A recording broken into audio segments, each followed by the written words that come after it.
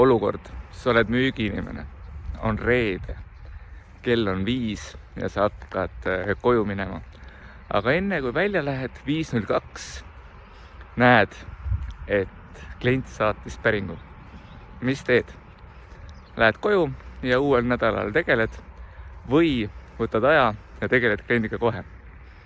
Valik on sinu, aga mina tegeleks kohe. Mina mõtleks, millal on müük minu jaoks kõige lihtsam. Kas siis, kui klient värskelt teema peale mõtleb ja 2 päeva pole jäänud vahele ja tal on praegu aega?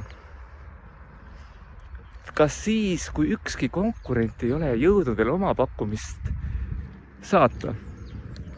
Kiirus on oluline ja tihti piisab vahevastusest, helistad, küsid paar lisaküsimust ja sa oled ees, see diil on lihtsam. Ehk jah, me võime alati öelda, et mul on tööaeg läbi, aga kas sa tahad tulemust lihtsamalt või raskemalt?